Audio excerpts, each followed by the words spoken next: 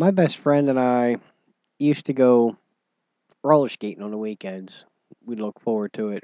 Used to go to local roller skating rink, and it was a matter of whose parent was going to drive us, and whose parent was going to pick us up, and it usually switched week to week.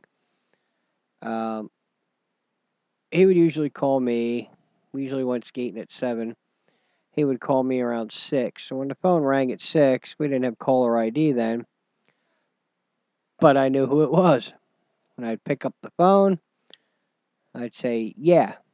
He'd say, "Your mom in, my dad out." I'd say, "Okay." 7? Yeah. Okay, bye. To me, or to both of us actually, it was a joke because I'd hang up the phone or he hang up the phone. His parents would be like, or my mom was always, "What the heck was that?" And we'd say, "Oh," I said, "Oh, that was Fran. He was telling me you're going to take us to the skating ring at 7 and his dad's going to pick us up at 10 when we're done." And she goes, "You got all that out of that 2-second conversation?" I said, "Well, yeah." I said, we knew what the topic was. We'll talk later when we're at the skating rink." Uh, I look at that as like although it was stupid for us to do, but that was one of almost the first non-text message. Very short, very concise, very to the point, which is what text messaging is because uh, you say happy birthday, you say whatever it is. It doesn't require any kind of cordial greeting. It's one of the things we lose with text messaging. Actually, we lost it with well, we sort of lost it with caller ID. Was the beginning of it because you could look at your phone, you could look at your caller ID box before cell phones, and realize, oh, that's Pete calling. You pick up the phone, "Hey Pete, what's up?" And he might say, "Hey Bill, there's your cordial greeting." So you do have a little bit of that with that. But with text messaging, you know who the text is sent from, and it's more robotic. You don't have you're not a person you're dealing with. You're now dealing with a text message. And unlike writing a letter where you have the header, the footer, the body, you don't have that structure with text messaging. You have, "Here's what I want to say, send." And the other person is, "Here's my response, send." And then here's my counter response, send. There is no there is no greeting, there is no salutation. It's almost very impersonal where we're it's establishing a detachment from actually being with people. The other thing texts don't do is denote mood or what one of the things I look at. Some people view sarcasm as the lowest form of humor, where others view it as the highest form of intelligence. And as you see from my shirt, sarcasm is strong with me. Um, I would rather use sarcasm to point out a person's flaw rather than just say they're wrong. It usually comes through more humorous and more accepting than just embarrassing somebody in public, and I never like to do that. Um, I think sarcasm has to be used properly, but you can't use sarcasm in texting or in social media in any form unless the person actually knows you. You have an established relationship with that person, and they know, oh, he's being sarcastic. Oh, I get it, and they get the joke of it. Um, that's one of the problems, and I'm finding it with teenagers that they're so. We have a lot of teenagers in my house.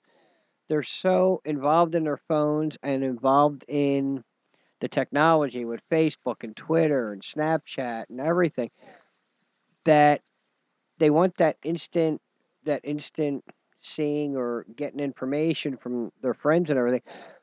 But what they're not getting is the emotions or another aspect of this socio-technological uh, the socio-technological aspect of what's going on with this with smartphones and texting and social media and everything else, and it's largely being used as a form of discipline too, because parents are here to take the phone away. Babies are crying. Oh, give them a phone, let them play a game or watch a movie. Um, I remember as a kid, I'd go through the store with my mother, and I want the cereal, I want the cereal, I want the cereal, and she would just gently take my hand and put her fingernails into the palm of my hand, and I knew, okay, I really don't want that cereal that bad, and I better keep my mouth shut. I mean, it maybe it was a different time, maybe I'm just getting older, I don't know. But I mean, that subtle little fingernail jab let me know, all right, I'm being out of line. And now with baiting these kids with phones and movies and everything else on devices and iPads and everything else, it's almost like kids don't have to obey to the rules. They just have to succumb to technology, if that makes any sense. It's hard to explain, but um, we're all parents are also using it as discipline in the fact that, well, if you don't do your chores, I'm going to turn your phone off, or I'm going to take your phone away from you, or y- you're not allowed on the computer, whatever it may be. And I mean, it used to be, you were grounded, you were not out. Now you're grounded from your device. And I mean, governments have put into place uh, texting while walking is becoming a tragedy. 1,000 people a day are getting injured while texting while walking. I never thought I would say that because they're so into the texting, they don't realize they walk off a pier into a lake or into a fountain in a mall or into a car or almost get hit by a train. There's several YouTubes on or several videos on YouTube that I tried to capture with this new program I just bought that was supposed to enhance my video, but I cannot figure out how to use it. I'm working on it and it will get better. Right now, I just simply have a green screen and I'm going to try and put some pictures on it before I publish this and set it up. But it's getting late on a Sunday. I've been working all weekend and I'm trying to get this through. So we'll see how it goes. Um, as far as the government goes, because the government is getting involved greatly in this process of technology, as far as texting and social media goes, and smartphones and everything, where I think restrictions have to be imposed concerning texting while mobile. Be it now in Texas or in New Jersey. I'm sorry, not Texas. In New Jersey, there's a sheriff there that has imposed fines, $85 for what they call distracted walking, which is more or less jaywalking. But these people are texting on their phones, crossing in the middle of the street, and walking right in front of cars and buses. And he's had several fatalities. And the only way to the only authority he has is to make people aware of it, is to fine them. And he has the sheriffs doing that.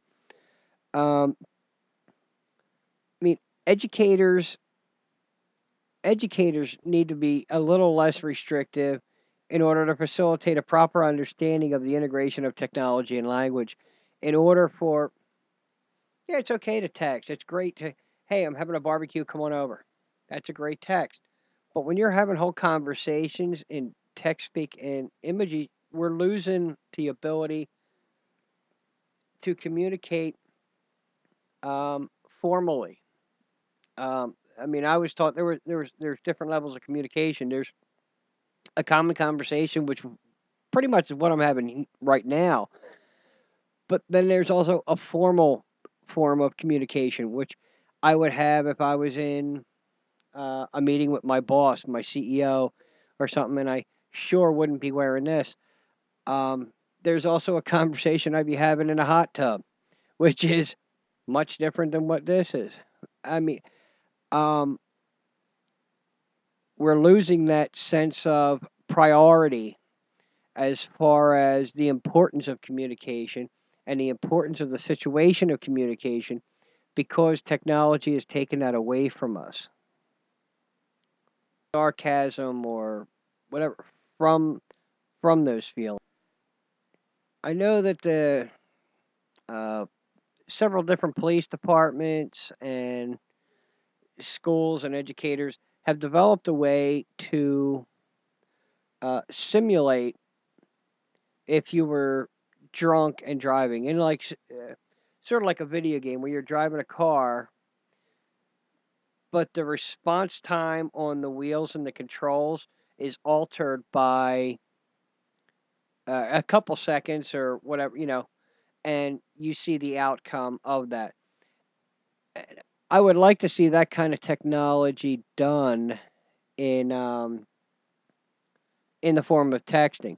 If you were texting and driving, if you were checking an email, if you were, just taking your eyes off the road for a couple seconds and boom, little Johnny goes running after a ball in front of your car. I mean, detrimental, life changing effects can come from it. You're driving a 2,000-pound killing machine, you know, at X amount of miles per hour. Um, I would like to see more of that implementation. I haven't heard nor seen of anything like that. And the thing is, young people, much like much like people who drink, they drink so much that they feel, oh, well, I can drive, I'm fine. I do everything else. I'll go drive. And teenagers are the same way with texting. Their phone is like a part of them. And oh, I can, and they're proud of it. I can text with one finger. I can text with one thumb. I can text so many words a minute, and they feel that, oh, well, driving's no big deal. I can have one hand on the wheel, and I can text with the other hand, and that's still distracted because your brain can't function like that. You're not taking in the guy on the corner stepping off the corner, or the kid running after a ball, the car pulling out of a parking lot, the lights changing yellow. You can't take in all that information at the same time while you're distracted by wondering what Jimmy has to say about your prom dress. And what he has to say about your prom dress can wait because otherwise he's going to be going to your funeral. And we have to get that point across much more severely. I don't know if there's a technology able to put into a car that can block texting while driving. Texting while walking is bad enough. I don't know how you would block that. Um, I look at that as stupid is as stupid does. But texting while driving is putting a lot of other people at risk that we shouldn't be doing. It's also changing our language, which I'll get into at another point. But um, I think in order to save lives, in order to make people aware, we have to be aware of the socio technological disadvantages and make it so non imperative that people uh, feel they have to do this right away. Um, I don't know. I don't know how else to put it. I mean, there are. I don't. I don't know how else to put it.